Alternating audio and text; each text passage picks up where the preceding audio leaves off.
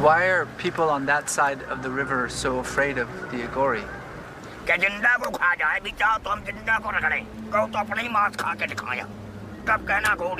I see. Why do...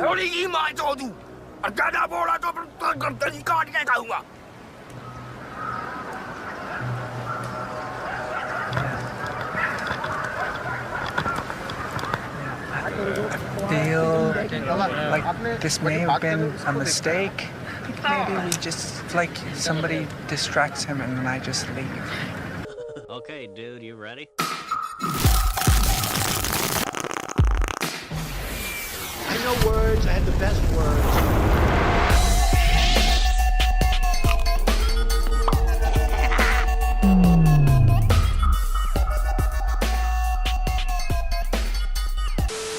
Aghoris don't see any difference between anything. We all kind of preach oneness, but these guys are really living it. Like, for example, they don't see any difference between a nice meal or trash on the ground. In fact, if they had the desire for a nice meal, they would probably eat the trash on the ground just to spite it. They're trying to break this the bounds of their attachment. And by doing that, they do like the most extreme things they can do. They eat dead bodies and dead body parts that might be left over in the cremation grounds or floating down the Ganga. In India, still to this day, they burn dead bodies in the city of Benares or Varanasi.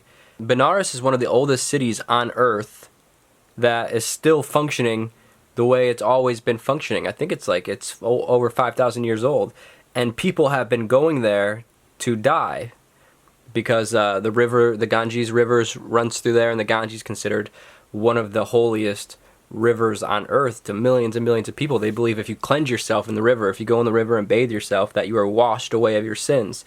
They call it Mother Ganga, and they call it a mother because, like a mother, moms kind of love you through all your shit, you know? It doesn't matter if you're a problem child or whatever. A mother loves you unconditionally. It's true unconditional love. And they look at the water the same kind of way. They call it the Mother Ganges. And there's cremation grounds there where these Aghori Babas kind of just hang out. If you visit Benares, you can see dead bodies being openly burned. Once you're burned openly, next to people walking by to get their morning tea or to go to work or whatever, you're thrown into the water. You're thrown into the water, and the animals are left to fight over you, or the Aghori Babas get what's left.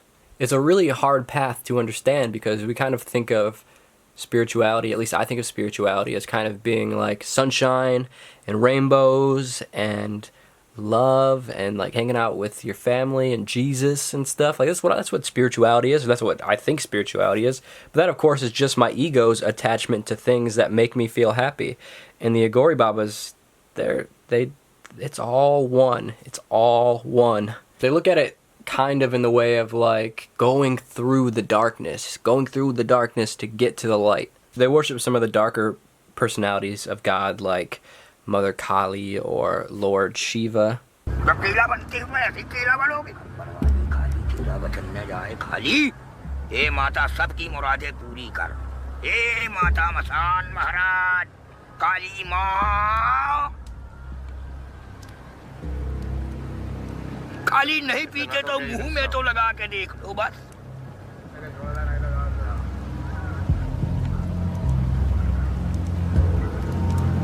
There's no good information really about Aghori on the internet, and when I was traveling through India, this was like a hot topic that I would bring up to people because I'm real interested in it.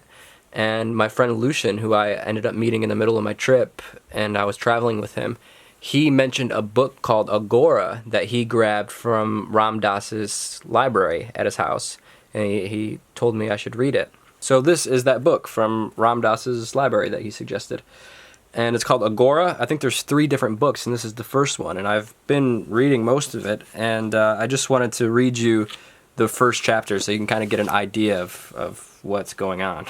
So the story is about a young yogi named Vimalananda who comes in contact with an Aghori Baba, who becomes his guru, and this is like one of the first stories. His guru's name is Jina Chandrasuri. On the new moon night, though everything went wrong, Jina Chandrasuri came and met me and started speaking very sweetly to me. I wonder what had come over to him. There was certainly no need for such an integrating behavior. I now know he was fattening me up for the kill, because after all the preliminaries, he told me, now you are going to do the Shava sadhana. Shava means corpse, and sadhana means like a spiritual practice or a ritual. I had no idea what he was talking about, and when I asked him, he explained that a fresh corpse, or shava, had been obtained, and that I must sit on the corpse and perform a ritual. Apparently, he looked into my horoscope and realized that I could succeed at such a sadhana. I had done some yoga before, but our family worshipped Krishna, and for us it was unthinkable to do anything with dead bodies or spirits or anything like that. Jina Chandrasuri started to try and convince me, but I was adamant, and finally he lost his temper. It was for the first time I had ever seen the old man angry, and he told me, if you refuse to do it, I'll perform the ritual myself on your corpse. I assumed he was talking through his hat, but to show me that he meant business, he motioned to a group of drunken tribals who were standing nearby holding knives and clubs. I decided if I was going to die either way, then I might as well perform the ritual. When I informed the old man that I would do it, he immediately brightened up and became cheerful again. He started explaining the details of the ritual to me.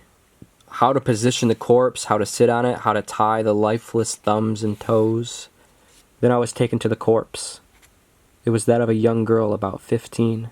She was very pretty, and she belonged to a tribe whose members pressed oil from seeds to earn a living. She had been dead only a few hours, and she was so lovely that I forgot the ritual, the danger, the fear, and everything else, and I started thinking of only her. She was beautiful in the way primitive people can be beautiful.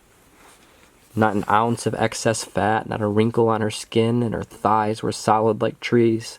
Her breasts were absolutely firm, and I found myself wishing that she were still alive so I could take her off to some quiet place and maybe we could enjoy it together. I was even ready to marry her.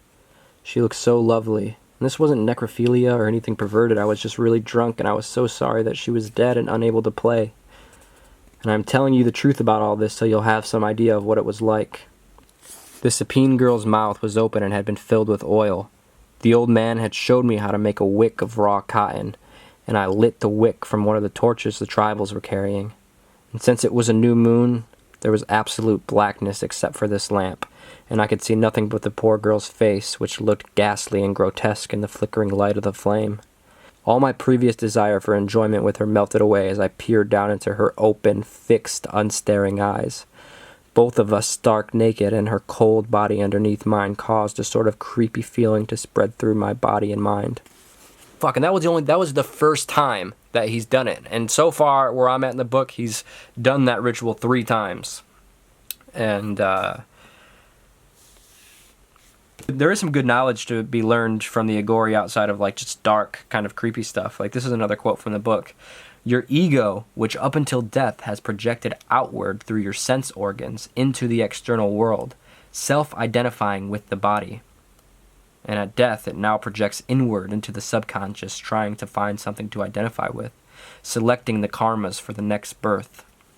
I thought that was pretty deep. And there's a whole chapter on Shakti, which explains like it's like energy and Shiva, and it's really cool.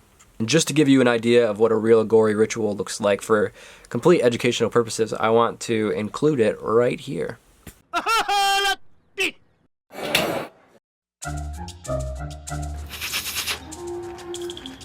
They eat leftovers from human dead bodies. They drink in a bowl made of human skull. And they wear ash from a human pyre. Known as the followers of Lord Shiva, these are the Aghoris. A place considered dreadful by others is home for Aghoris, the Hindu cremation ground. Aghor implies a simple and natural state of consciousness in which there is no fear or disgust. But on the contrary, the Aghoris have rituals that are seen as being disgustful and are feared by common people. उल्टी खबड़ी उल्टी ज्ञान माँ बुद्धि बाप सतन बच्चा कच्चा सब ईमान खबड़ी चेतन खबड़ी ज्ञान माँ बुद्धि बाप सतन बच्चा कच्चा सब ईमान. As per the Aghori sect, the true meaning of the term Aghori is one who is fearless and who does not discriminate.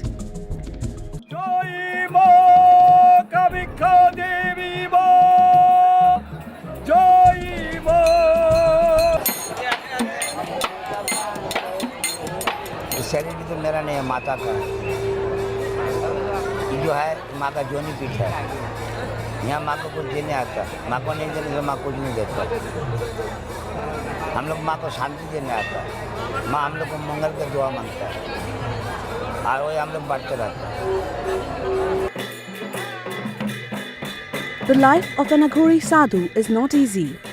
To become like them, one has to meditate for about 12 years and complete certain rituals under the guidance of an Aghori guru in order to enhance one's spiritual strength.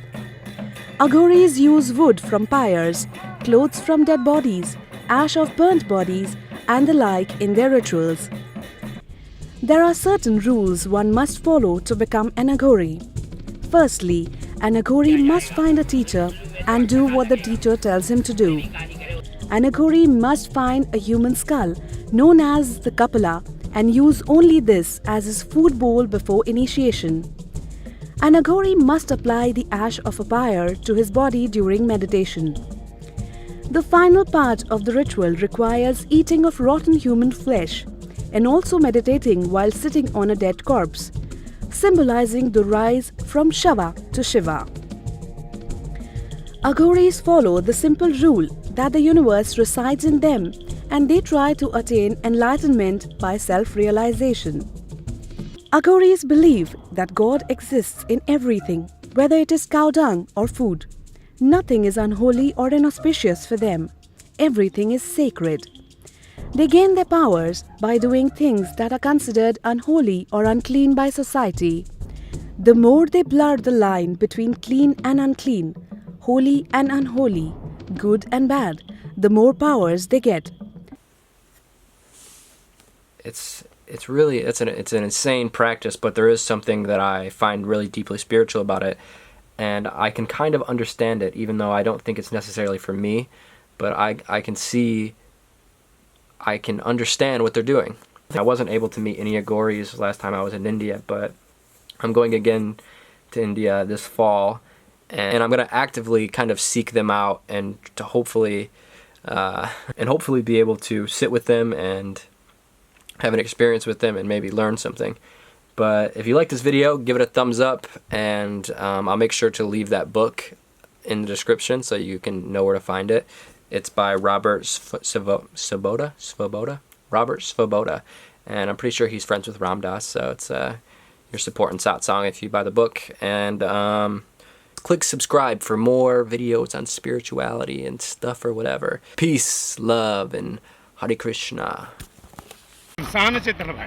Chandi मसनमाय Chandi अत्राय नमस्ते नमो नमो हर हर महादेवाय नमो